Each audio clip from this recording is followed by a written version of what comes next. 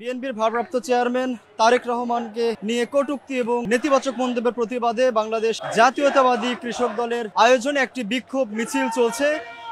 জাতীয়তাবাদী দল বিএনপির মূল কার্যালয় নয়াপল্টনের ঠিক সামনে থেকে এই মিছিলটি শুরু হয়েছে। তাদের গন্তব্য মৎস্য ভবনে গিয়ে তাদের এই মিছিলটি শেষ করবেন। কৃষক দলের কেন্দ্রীয় দায়িত্বশীল যারা আছেন, নেতৃবৃন্দ আছেন, তারা সহ বিভিন্ন পর্যায়ের কৃষক দলের নেতৃবৃন্দরা রয়েছেন। আপনাদের জানিয়ে রাখতে চাই, এই মিছিলের আগে নয়াপল্টনে বিএনপির মূল কার্যালয়ের ঠিক সামনে একটি সংক্ষিপ্ত বিক্ষোভ সমাবেশ হয়েছে, যেখানে বক্তব্য রেখেছেন প্রধান অতিথি হিসেবে বিএনপির সিনিয়র যুগ্ম মহাসচিব রুহুল কবির রিজভী।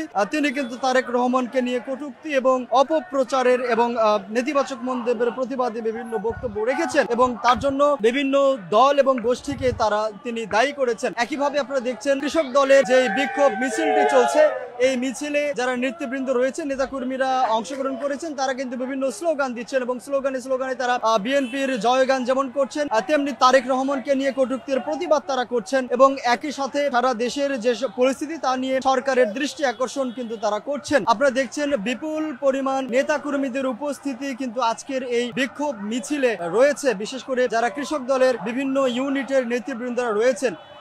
এবং আপনাদের এটিও বলতে চাই, ঠিক হালকা বৃষ্টি চলছে, এই বৃষ্টির মধ্যে ভিজেই কিন্তু কৃষক দলের নেতৃবৃন্দ এবং নেতাকর্মীরা তারা এই মিছিলটি করছেন এবং ঠিক মিছিলের মাঝে একটি ভ্রাম্যমান স্লোগান দেখছেন, একটি ট্রাক রয়েছে, তাদের এই ট্রাকে উঠেই কিন্তু তারা যে মিছিলটি সেটি কিন্তু তারা করছেন।